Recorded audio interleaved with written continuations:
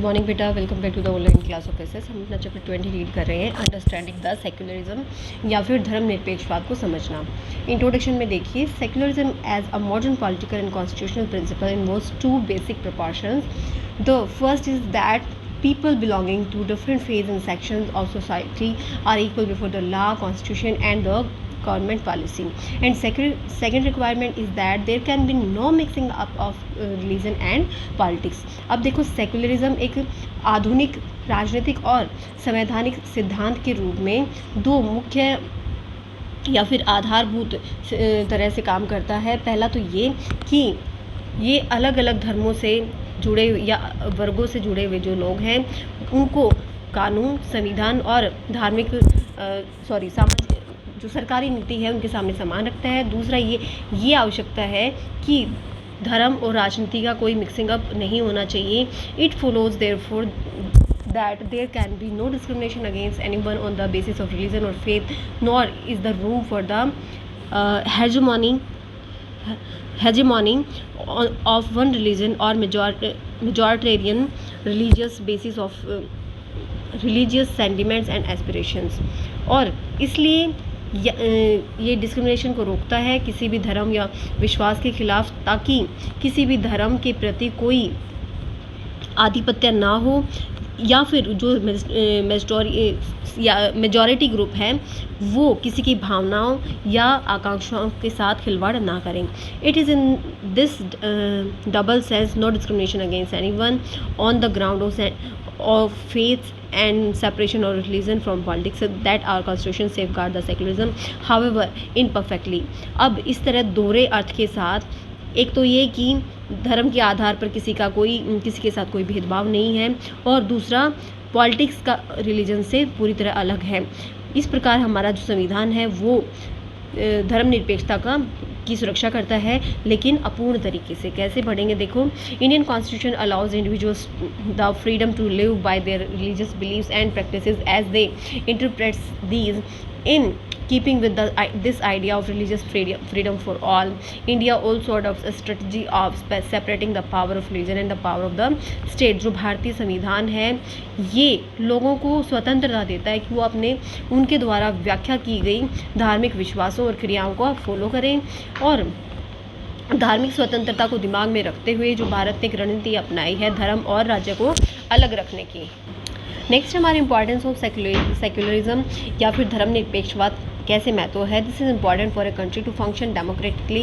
एक राज्य के लिए बहुत ज़रूरी है कि वो लोकतांत्रिक रूप से कार्य करे। लगभग विश्व के सभी देशों में एक से ज़्यादा धार्मिक समूह के लोग रहते हैं। इन धार्मिक समूहों में एक ऐसा ग्रुप है जिसके सदस्यों की संख्या ज़्यादा है, और ऐसे को मेजॉरिटी कहते हैं या बहुसंख्यक वर्ग कहा जाता है। अगर ये मेजॉरिटी रिलीजियस ग्रुप राज्य की शक्ति इसके पास आ जाए, सरकार इनके हाथों में आ जाए, then it could be quite easily use this power and financial resources to discriminate against and persecute person of other religion. अगर उनके हाथों में सत्ता आ जाएगी तो उनके लिए बहुत आसान होगा कि इस शक्ति का इस्तेमाल और जो वित्तीय संसाधन है उनका इस्तेमाल करें दूसरे धर्मों के लोगों को सताने में। This tyranny of majority could result in the discrimination and coercion and at times even killing the religious minorities.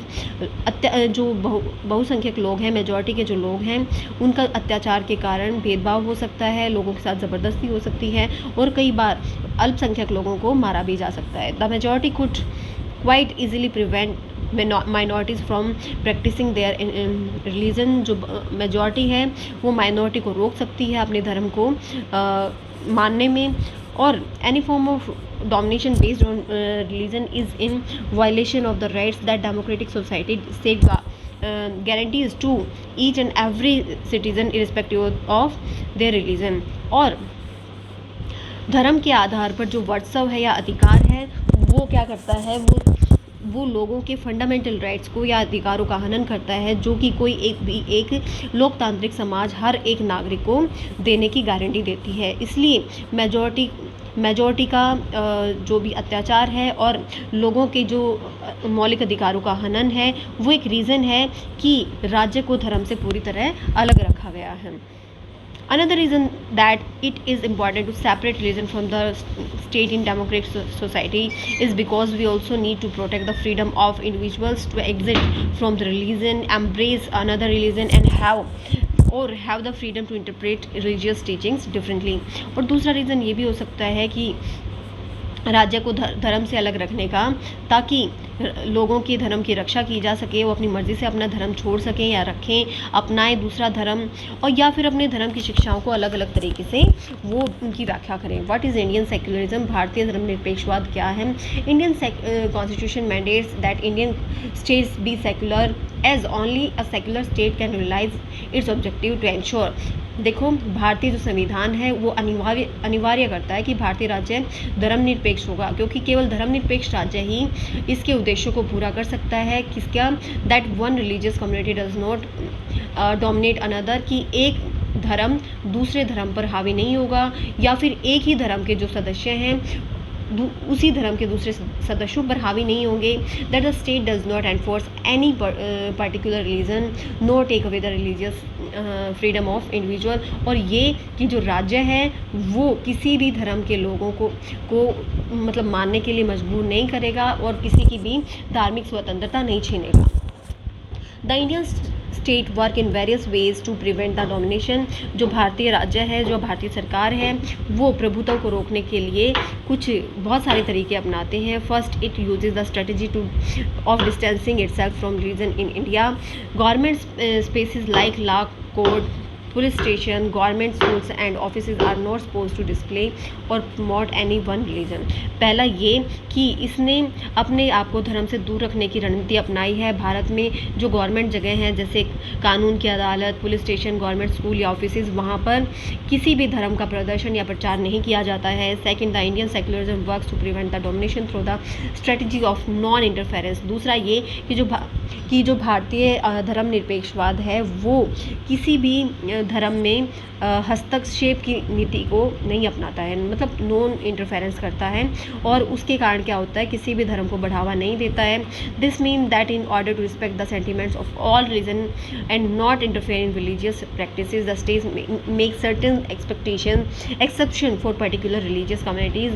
और इसका मतलब ये है कि जो राज्य है वो किसी भी धर्म के लोगों की जो सेंटिमेंट्स हैं, भावनाएं हैं, उनके साथ खिलवाड़ नहीं करता. और कई बार कुछ धर्म के लोगों के लिए कुछ अपवाद या फिर नियम बनाता है. जैसे जो भारत के सिख्स हैं उनको हेलमेट पहनने के लिए फोर्स नहीं किया जाता, क्योंकि जो पगड़ी पहनना उनके धर्म का एक हिस्सा होता है. थर्ड ये है कि जो भारतीय धर्मनिरपेक्षवाद है ये हस्तक्षेप की रणनीति को अपनाकर क्या करता है, डोमिनेशन को रोकता है. कि कई बार जब उनको लगता है कि कोई धर्म दूसरे धर्म पर हावी हो रहा है तो यहाँ पर वो हस्तक्षेप भी कर सकता है. In order to prevent the religion based exclusion and discrimination of lower caste, the Indian constitution bans untouchability. अब धर्म के आधार पर बहिष्कार और निम्न जातियों के साथ असमानता को या भेदभाव को रोकने के लिए भारतीय संविधान में अस्पृश्यता को बैन किया गया है. The intervention of state can also be in the form of support. कई बार जो सरकार का दखल होता है वो समर्थन के रूप में भी होता है. एग्जाम्पल है the Indian constitution grants the right to religious communities to set up their own school colleges and also gives them financial aid on a non-preferential basis.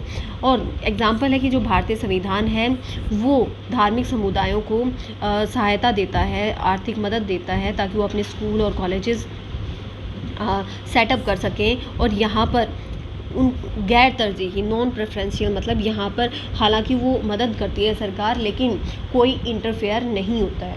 ठीक है बेटा, यहीं तक पढ़ेंगे, कल इसको कंटिन्यू करेंगे. यहाँ तक पढ़ें, डाउट्स को डाउट सेशन या लाइव क्लास में क्लियर करें. So keep studying and have a nice day.